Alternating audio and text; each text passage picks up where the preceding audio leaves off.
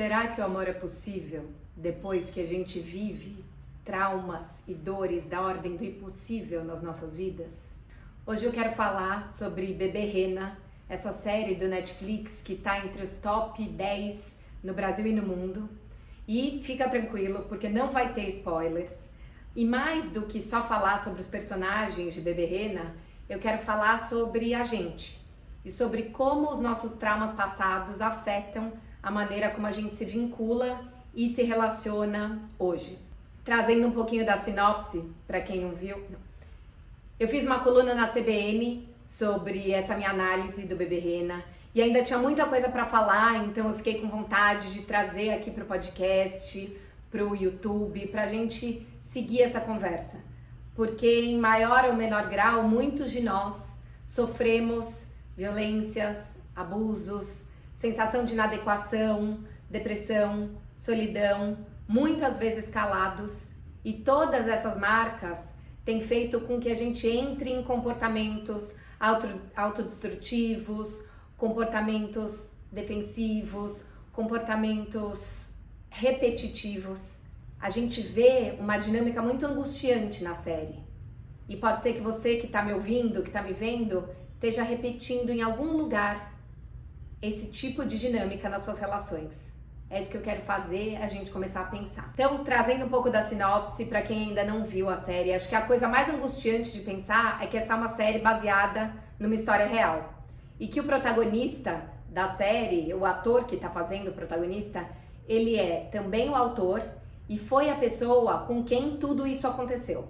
A série conta a história de um comediante fracassado ali tentando fazer a vida funcionar em Londres, que chama Donnie Dunn, e para conseguir cumprir ali os custos da vida, ele trabalha como barman, vive de favor na casa da mãe da ex-namorada, até que um dia entra no bar que ele trabalha uma mulher feia, mais velha do que ele, gorda, largada, digna de pena, e eu coloco isso aqui porque ele mesmo coloca isso já no primeiro episódio, e isso vai ser relevante aqui na nossa discussão.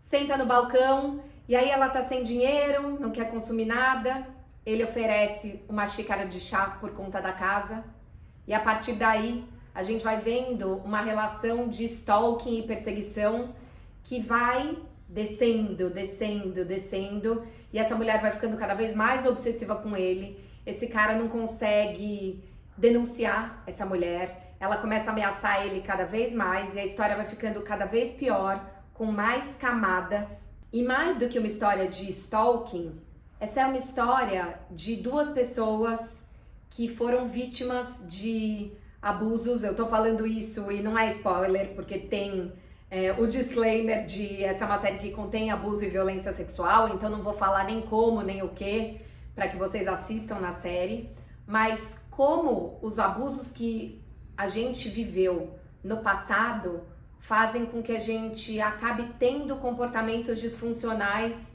na nossa vida adulta. E como isso pode escalar para coisas muito tóxicas, nocivas e patológicas. Pra vocês terem uma ideia, na vida real, o Richard, que é esse ator, foi perseguido por 4 anos por essa mulher, que chamava ele de Bebê Rena, e ela enviou para ele 41.071 e-mails, 350 horas de mensagens de voz, 477 tweets, 46 mensagens no Facebook, 106 páginas de cartas e vários presentes que incluíam pílulas para dormir, um gorro de lã, cuecas novas e um brinquedo de rena, que era como ele chamava ele. E aí, já logo no primeiro episódio, depois de 6 meses dele estar sendo perseguido ininterruptamente por essa mulher, ele vai denunciar a stalker à polícia. E aí o policial pergunta, há quanto tempo ela tá te perseguindo? Ele fala, 6 meses. Ele fala, por que você demorou tanto para denunciar?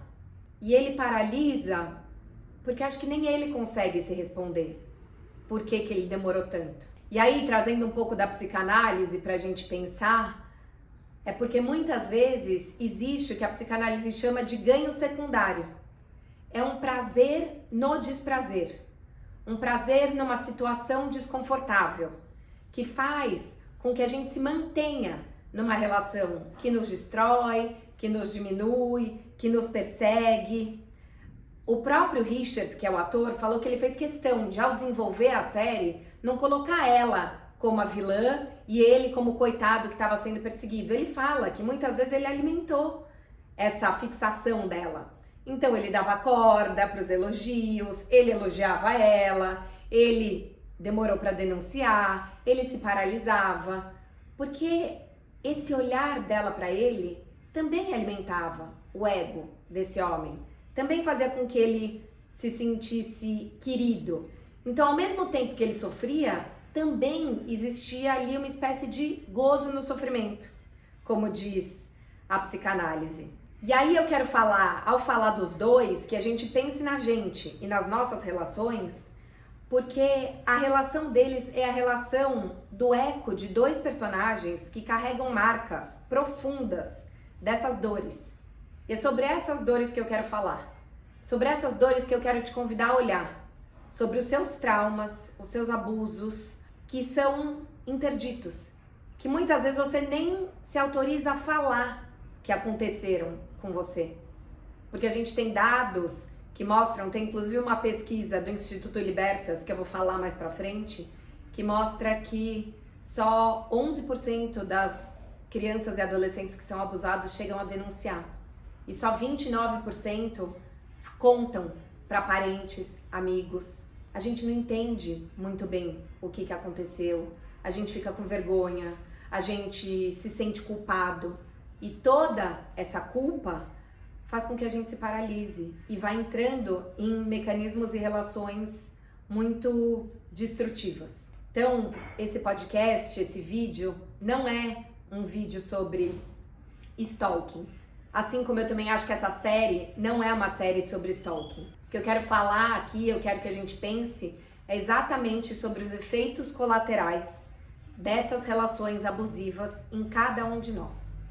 Dos traumas que a gente viveu em cada um de nós. Para mim, essa série é uma série sobre solidão, sobre obsessão e sobre como as vítimas de abuso lutam para se reconstruírem, tanto aos olhos dos outros, como aos olhos de si mesmas. E é uma série que provoca a gente a pensar o como a gente foi moldado pelos nossos sofrimentos e o quanto esse sofrimento fez com que as nossas escolhas e as nossas identidades fossem esculpidas a partir de grandes e pequenas humilhações, a partir de grandes e pequenas dores. A gente vai se olhando diferente, a gente vai se sentindo indigno, a gente vai se sentindo culpado, a gente vai se sentindo invisível. Você já se sentiu assim? Na série a gente vê duas pessoas inseguras, sozinhas, insuficientes, que estão traumatizadas por motivos diferentes. Ele é um comediante mal-sucedido, que mora na casa da ex-sogra de favor, que não se encaixa na turma de machos alfa, babacas do trabalho, um cara completamente deslocado e que carrega esse trauma pesado dessa história de abuso, que eu não vou falar aqui em detalhes para não dar spoiler. Ela é uma mulher definitivamente fora do padrão. Ela é gorda, ela é feia, ela é velha, ela é mal arrumada, ela é pobre. Ela presenciou muita violência na infância, teve muita violência real na vida dela. E aí ela se refugia numa fantasia infantil para tentar dar conta de todo o terror que muitas vezes ela não conseguiu elaborar. E o que a gente vai vendo na relação dos dois é que muitas vezes a gente vê nas nossas relações pessoais também. À medida que o comportamento da Marta vai se tornando mais obsessivo, o de Doni vai se tornando mais autodestrutivo. E aí eles vão ficando presos numa espiral descendente. Ela vai ficando obcecada por ele, obcecada por ele, obcecada por ele. Ele segue alimentando esse jogo e fica paralisado, alimenta e fica paralisado, e se culpa e se autodestrói. E a gente vê nos dois uma autoaversão. Quantas vezes você já se odiou? Quantas vezes a sua autoaversão fez com que você fosse para lugares muito sombrios, emocional, psicologicamente e fisicamente? Quanto mais machucados e inadequados a gente se sente, mais a gente se sujeita a relações disfuncionais. No caso da série, projetivamente, de uma maneira psicótica para ela e de uma maneira altamente abusiva para ele. Eu quero aqui explorar 3 traços muito presentes nesses personagens que também podem estar muito presentes nas nossas vidas para que a gente comece a refletir sobre os efeitos dos nossos traumas, nas nossas vinculações e na maneira como a gente se enxerga e se percebe. A gente fala tanto de amor próprio, construção de amor próprio, de rede de apoio.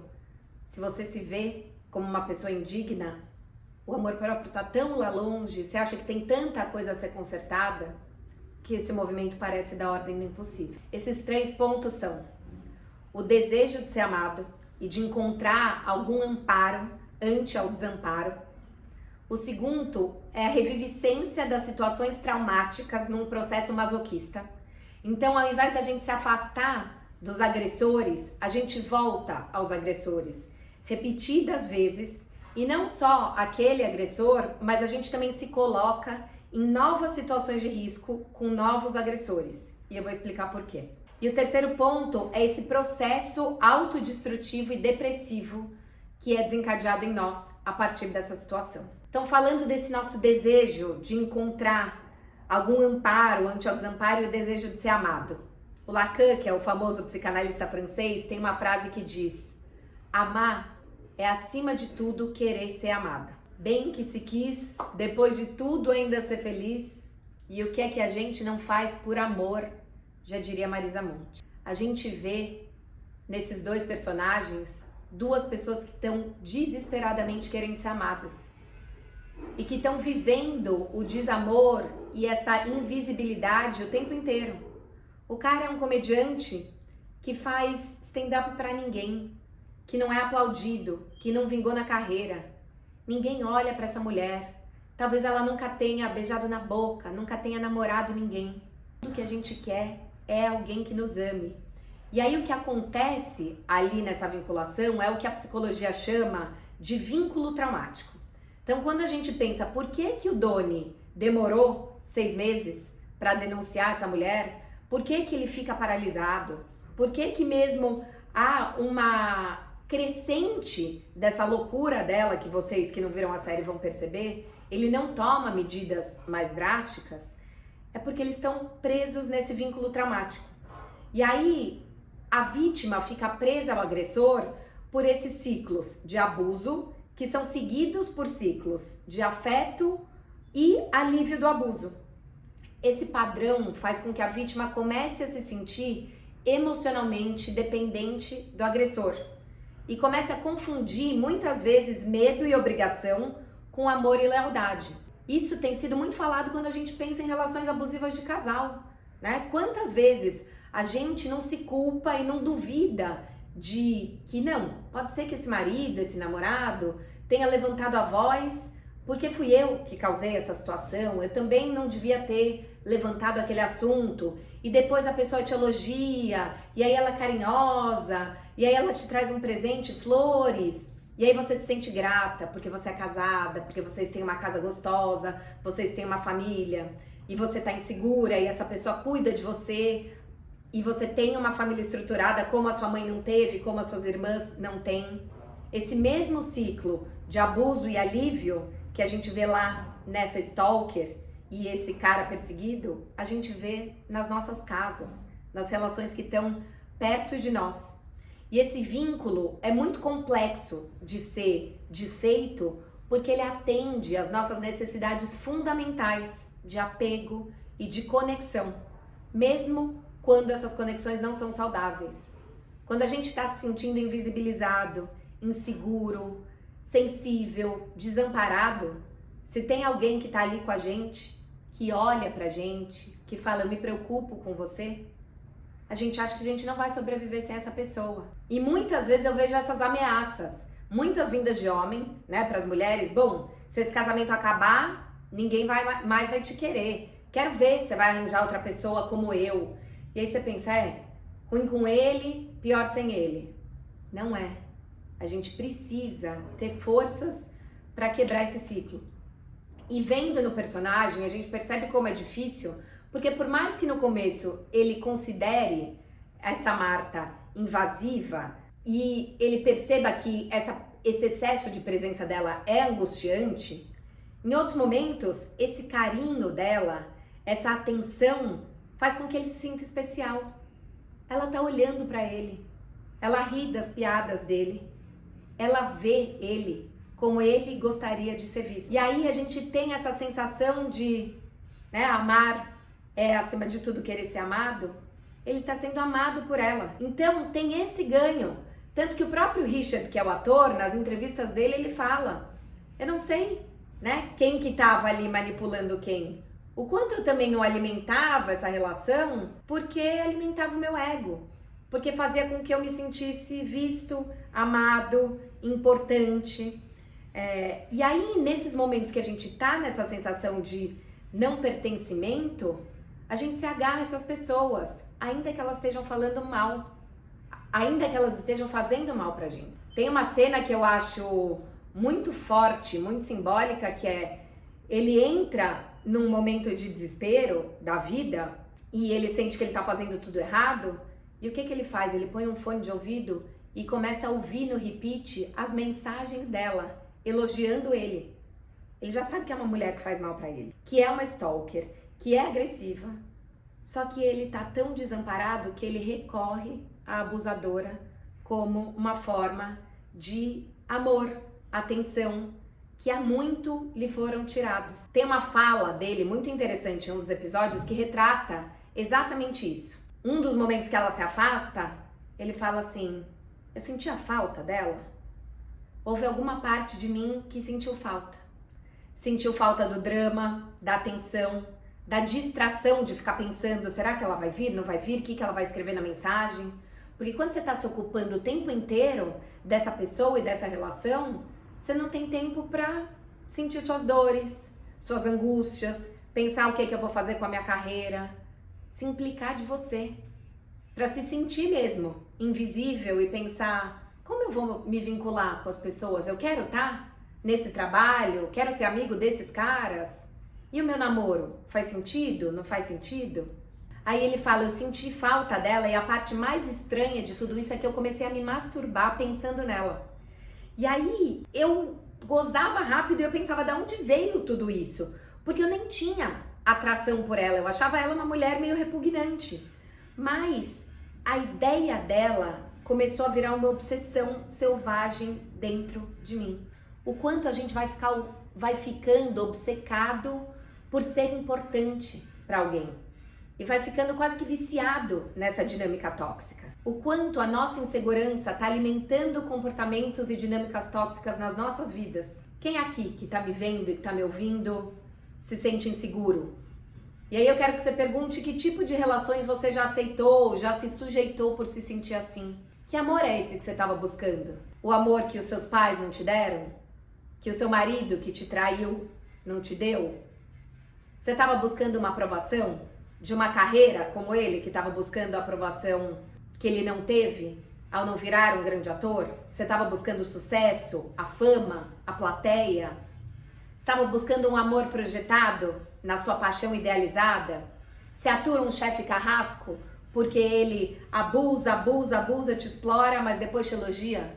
E o seu pai não te elogiou? O simples efeito de ser notado gera efeitos colaterais na gente.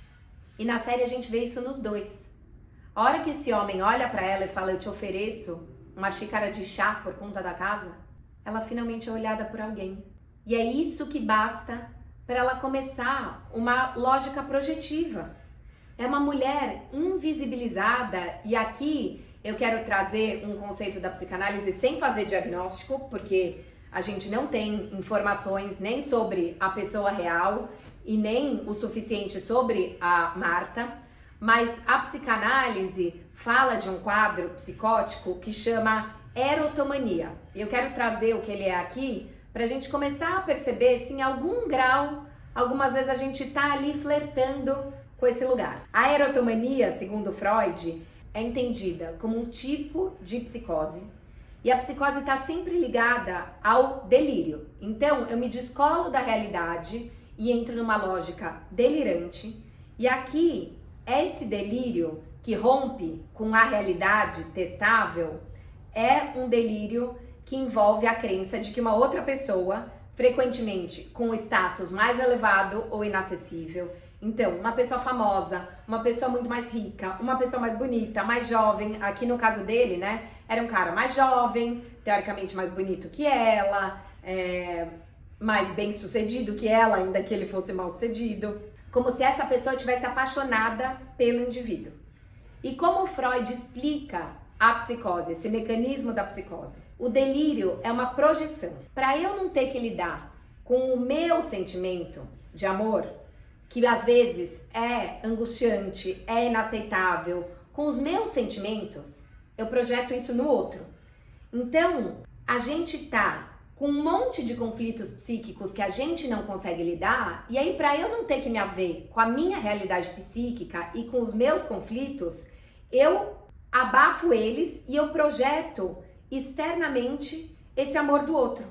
E aí a gente vai tentando se defender desse conflito interno insuportável e fica achando que existe um amor no outro, essa erotomania, que vai me acalmar.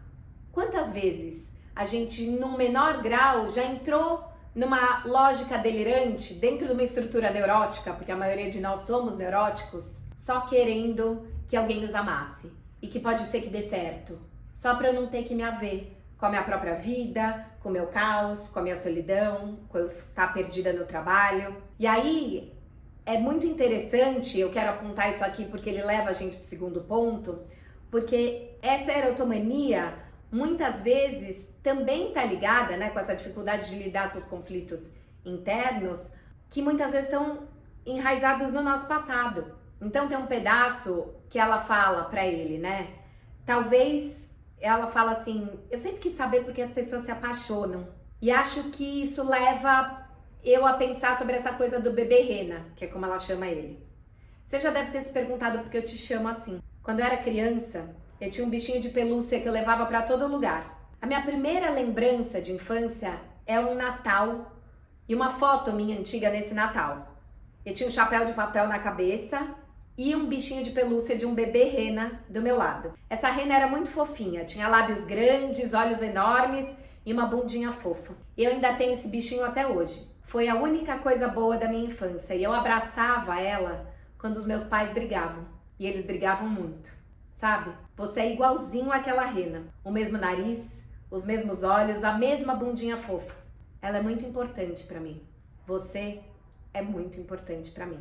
Ela tá buscando nesse homem o apoio e o acolhimento que ela não teve nos pais. E aí, trazendo Freud de novo, né, na introdução ao narcisismo, ele aponta que a gente aprende a se relacionar com o outro, num primeiro momento, por identificação. Eu tomo pra mim algo que é seu. Eu tomo algo do objeto amado pra mim. É assim que a gente começa a se vincular, em todas as nossas relações amorosas. E aí, nesse movimento de introjeção, Freud coloca que a gente pode fazer isso a partir de duas lógicas.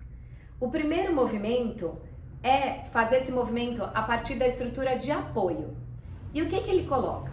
Que os nossos primeiros objetos sexuais se dão a partir das nossas primeiras experiências de satisfação. Então, no bebê, isso se dá nas funções vitais de conservação, que vai ser a alimentação, o acolhimento, a proteção, o cuidado, muito ligado à figura da mãe ou do primeiro cuidador central. Primeiro objeto de amor desse bebê é a mãe ou o cuidador primário. Então, essa fonte de escolha se chama tipo de apoio. E aí a gente vai ter um tipo de apoio de figura materna e um tipo de apoio de figura paterna.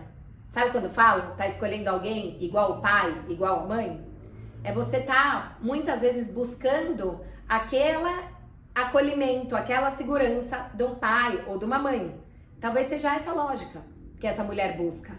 Essa segurança materna e paterna que ela não teve numa estrutura real, projetada nesse homem. E aí tem um outro tipo de escolha que Freud aponta, que é a escolha narcísica, onde eu escolho a partir de quem eu sou e não a partir de quem o meu cuidador foi. E aí, a partir do eu como centro, eu posso escolher a partir de como eu sou, e aí eu quero um espelho, a partir de alguém que me remete a quem eu fui, então um lado meu que foi incrível, eu fui uma mulher aventureira na minha juventude, e aí eu me separo e vou sair com um cara que é skatista, nômade digital, cheio de tatuagem. Eu tô apaixonada por ele ou porque ele me lembra a minha versão de 22 anos? E a terceira é quando eu me apaixono por alguém que eu gostaria de ser. E aí, ao invés de me desenvolver, eu tomo do outro algo pra mim. Todas essas vinculações, se a gente tá num lugar desestruturado dentro da gente, podem fazer com que a gente entre em dinâmicas altamente invalidantes, né? E aí Freud coloca, quando a gente pensa na estrutura da libido, no apaixonamento eu vou me esvaziando, eu esvazio o eu e eu super invisto no outro. É isso que a gente tá vendo essa mulher fazer. E o Doni, que é o perseguido, tem um eu já totalmente esvaziado. E aí ele não tá super investindo nela, mas ele tá mantendo esse vínculo porque o investimento dela nele faz com que ele se sinta um pouco menos esvaziado. Ele pega o olhar dela emprestado para ele tentar se olhar de uma maneira menos destrutiva. Ela traz uma fala que ela repete o tempo todo, que ela fala assim: alguém te machucou, né? Sim, ele foi muito machucado. E em maior ou menor grau, todos nós já fomos. E aí eu fico pensando o que acontece com esses nossos machucados no amor. Isso leva a gente para o segundo ponto, que é essa reviviscência das situações traumáticas num processo masoquista. A gente vê esse personagem principal como um homem preso num processo de autodestruição.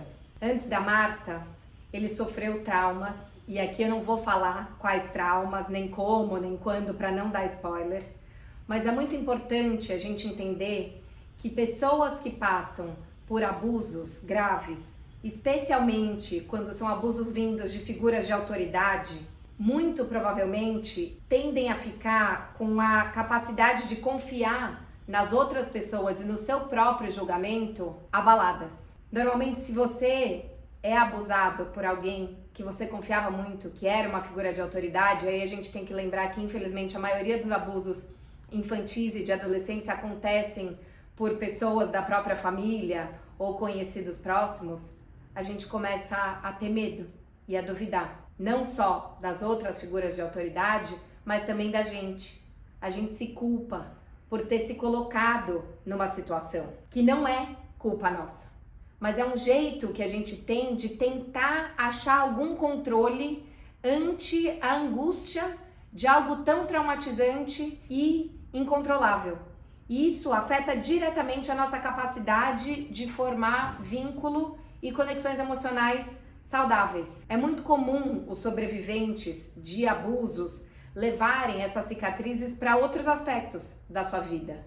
São pessoas que começam a se sentir isoladas, incompreendidas, que começam a se diminuir. E esse histórico de abuso pode deixar essas pessoas menos capazes de impor limite, porque elas começam a se sentir com autoestima diminuída. Então é como se aquilo ter acontecido com elas não só fosse uma ferida psíquica enorme, como também de algum jeito fosse entendido como eu tenho algo errado ou eu fiz algo errado. Logo eu não sou digno de ser uma pessoa amada. E aí essas pessoas que já estão tão machucadas vão topando relações abusivas no trabalho, nas amizades, nas novas relações amorosas. Esses traumas que não são resolvidos ou que demoram muitos e muitos anos pra gente poder falar, né? E aí a gente vê como muitas vezes a gente nem se autoriza a falar sobre eles. Sim, isso aconteceu comigo.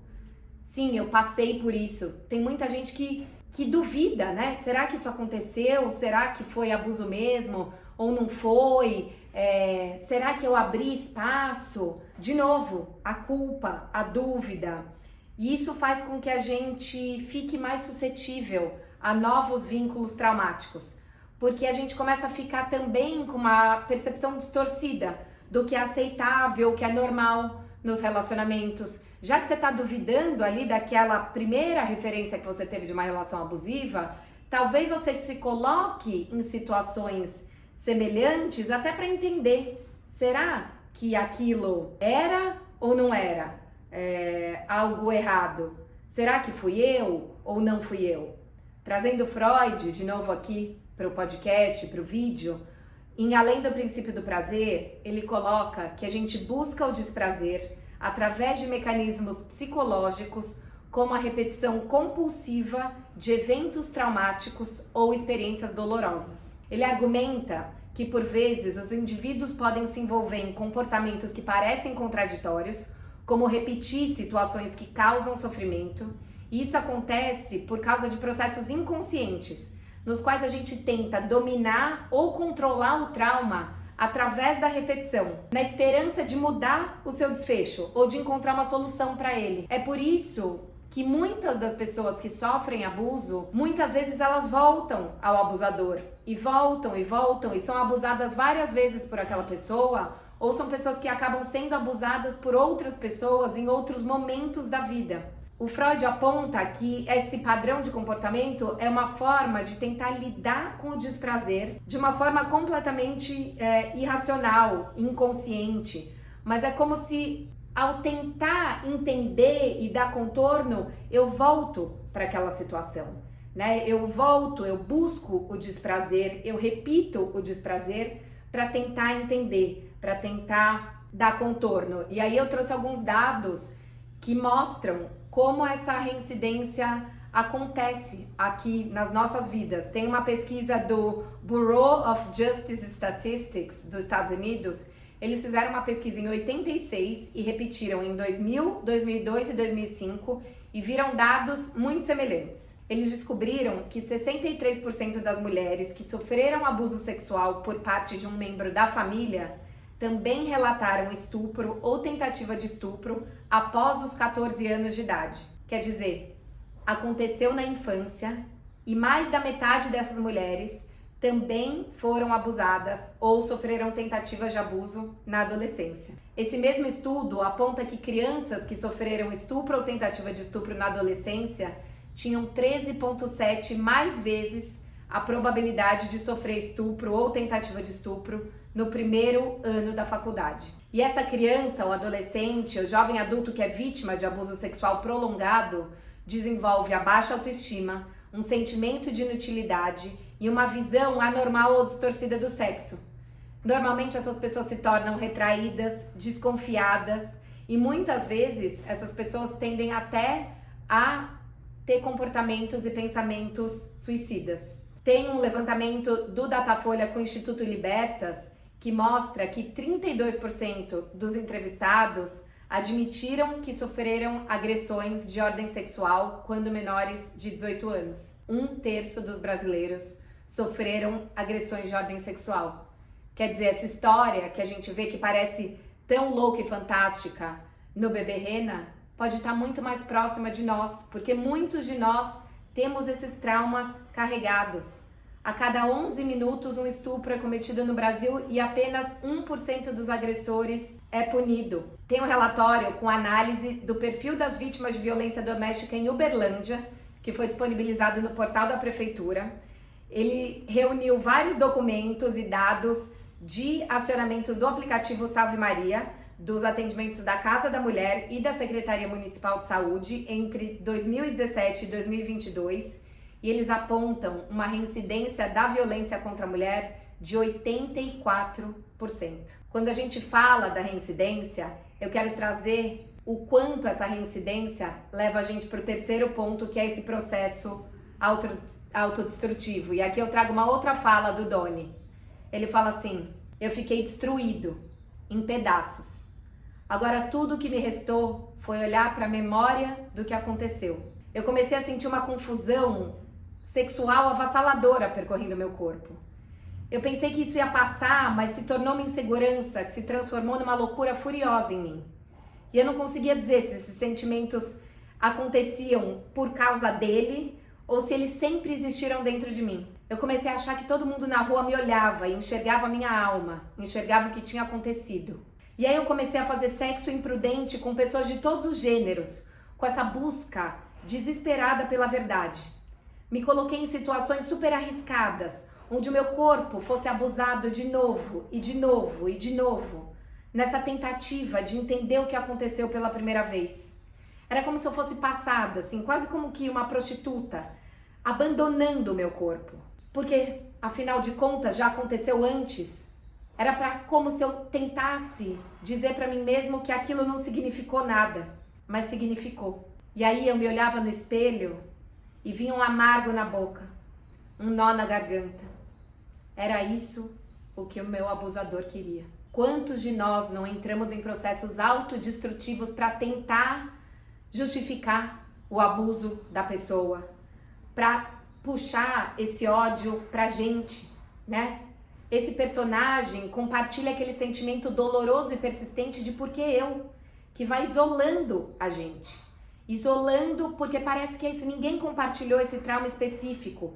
E aí o sobrevivente desses ataques ficam altamente vulneráveis, sozinhos, num lugar de vergonha, medo, inadequação. A gente tem que lembrar, voltando para os dados da pesquisa do Instituto Libertas e do Datafolha, que ainda que mais de 90% da população saiba sobre os crimes de abuso sexual, só 26% das pessoas que admitiram terem sido vítimas contaram para alguém sobre o ocorrido e só 11% denunciaram a agressão. É muito difícil entender o quão destruidor os abusos podem ser, mas a gente precisa poder falar sobre isso. É por isso que eu tô trazendo esse assunto aqui, nesse podcast, nesse vídeo, pra gente ter espaço de acolhimento, de escuta.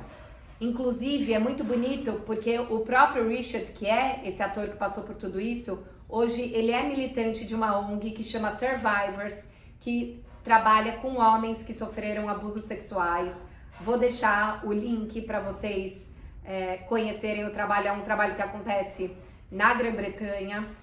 Vou procurar outros trabalhos que acontecem aqui no Brasil para colocar como apoio, para que a gente possa ter ferramentas para se acolher, lidar com esse luto, com esse destroçamento e entender que sim, nós somos pessoas dignas de sermos amadas. Tem uma frase e uma fala dele que me pegou muito e que fala muito desse processo autodestrutivo, que ele fala assim: eu conheci uma mulher trans e vocês deviam ver ela. É a pessoa mais linda que vocês já viram. E eu não consegui amar ela. E agora eu entendo por quê. Eu entendo porque eu perdi ela, porque eu estraguei tudo. Porque eu amava uma coisa no mundo mais do que eu amava ela. Uma coisa. Eu amava me odiar. Eu amo me odiar. Sou viciado nisso. Deus me livre a arriscar minha vida. Deus me livre a arriscar minha vida a ser feliz. Foi por isso que eu estraguei tudo. Porque eu me odiava tanto e eu me odiava muito mais do que eu amava ela. E olha que eu amava ela muito. Passei a minha vida toda fugindo. Quantas vezes, por a gente se odiar tanto, a gente não se autoriza a ser feliz, a viver histórias de amores felizes. E aí a gente começa a sair com alguém e tá tudo bem, e a gente tá tão viciados em amores turbulentos, que nos tratam mal, que somem, que a gente vai embora. Porque a gente se odeia, porque a gente tá ali, naquela relação, viciado em relações que colocam a gente pra baixo. A gente não se autoriza a ser feliz.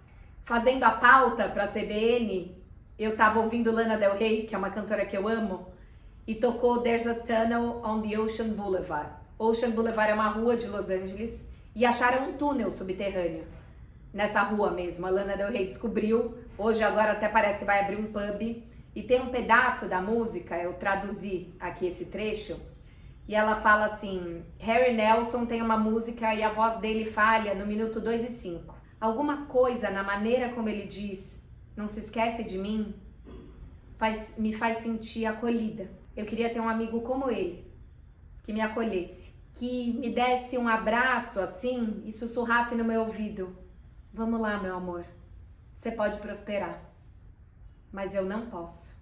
Quando vai ser minha vez? Não se esquece de mim? Quando vai ser minha vez? Me abra, diga que você gosta de mim, me foda até a morte, me ame até que eu me ame. Tem um túnel embaixo da Ocean Boulevard. É esse pedido desesperado que eu vejo no Doni, na Marta e em muitos de nós. Me ame até que eu me ame. Acabe comigo, né? Me foda até a morte. Diga que você gosta de mim. Quando é que vai ser minha vez? Quando é que meus casos vão virar namoros? Quando é que eu vou poder relaxar? Quando é que a promoção vai vir? Quando é que vai ser a minha vez? A gente tem que poder buscar ajuda, se dar chance de ser feliz. Poder ter recursos, ir atrás de terapia, de grupo de apoio, de psiquiatras, para sair desse lugar e desse contexto esvaziado e sozinho. O próprio personagem fala que ele ficava lá, nesse lugar cheio de homens heteronormativos, machos alfas, ansiando por aprovação. Um personagem depressivo, com traços da melancolia freudiana. E aí, o que Freud fala da melancolia? Né? Na melancolia, vou trazer um trechinho de Luta em Melancolia. Ela se caracteriza por um desânimo profundamente doloroso, uma suspensão do interesse pelo mundo externo, a perda da capacidade de amor, a inibição de toda a atividade e um rebaixamento do sentimento de autoestima, que se expressa em autorrecriminações, autoinsultos, chegando até a expectativa delirante de punição. No melancólico, Freud tem uma frase famosa que é: a sombra do objeto recai sobre o eu. O que isso quer dizer? Ao invés da gente poder ter raiva e colocar todas as nossas emoções negativas para o nosso agressor, para a pessoa que abandonou a gente, que foi embora, a gente coloca isso para dentro da gente. E como a gente está identificado com esse objeto, a gente se odeia, a gente traz pra gente esse conflito, a gente se auto-tormenta. E aqui, de novo, tem um gozo no sofrimento que atende a nossa pulsão de morte. Se atacar é inconscientemente uma forma de atacar a pessoa que te abandonou ou que te feriu. E a gente precisa poder sair desse lugar. De novo, esses dois personagens carregam dores, traumas e um grande senso de inadequação que muitos de nós carregamos também. A gente precisa poder pedir ajuda. Durante os stand-ups desse ator, o Richard pede para que quem estiver passando por alguma coisa como essa envie uma mensagem para ele no Facebook se quiser conversar. Eu faço do convite dele o meu convite. Se você estiver passando por uma situação parecida, escreve no meu inbox, _Amores Possíveis. Eu vou te ajudar, assim como ele ajuda as pessoas, a encaminhar para ONGs que trabalham com o acolhimento de pessoas que sofreram abuso. E o que ele fala é que para ele, parte desse processo de recuperação foi voltar a investir essa libido que estava toda ali nessa autodestruição em paixões, em hobbies. Ele fala, são coisas simples, mas os hobbies me ajudaram.